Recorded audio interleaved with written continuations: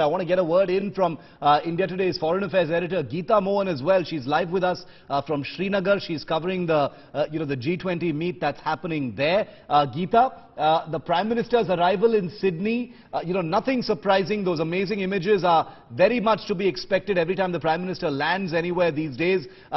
Tomorrow, that big bilateral, and from what we've been hearing, the whole China angle, how India is set to tip the scales against China as far as Australia is concerned. Very, very important and something to look out for. Well, like you said, China, it seems, is a part of our newsreel, not just when it comes to Australia, but also when it comes to Srinagar and the G20, which they're giving a miss.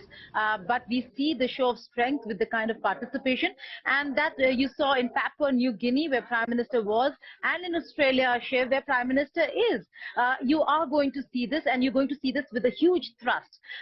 It is time that the world comes together to fight aggression of any kind from any country. And while India and all the major powers say that their move is not directed against any one country, but against aggressors, for now, that case is China. And so, yes, Australia, to secure these waters, the focus is the Indo-Pacific, and is the reason why India has now started focusing on the Pacific Island nations. Okay. Geeta, sorry to interrupt you. We're just cutting across to listen into the External Affairs Ministry briefing that's happening in Sydney right now. Let's just listen. As Paramita Tripathi, Joint Secretary of the Ministry of External Affairs, looking after the Oceania Division. Sir, without further ado, may I hand over the floor to you. Thank you very much, and good evening to friends from the media. As you can see, we have just entered the hotel, straight touching down from Port Moresby in Papua New Guinea. Prime Minister arrived just a while ago on the third leg of his three-nation tour. It has been absolutely packed visit so far, with both bilateral and multilateral engagements, about which we have spoken over the last couple of days.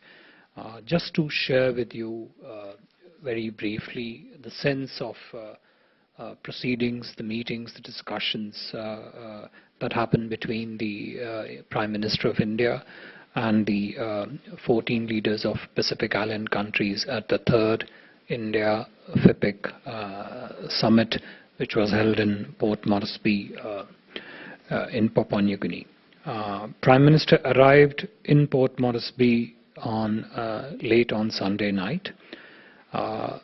This was the first ever visit by an Indian Prime Minister to Port Moresby, Papua New Guinea, and in a very special gesture, Prime Minister James Marape of Papua New Guinea received the Honourable Prime Minister at the airport. Prime Minister also received a 19-gun salute and a ceremonial guard of honour at the airport, besides a special traditional welcome reserved normally for the returning family members of that country was also accorded to the Honourable Prime Minister.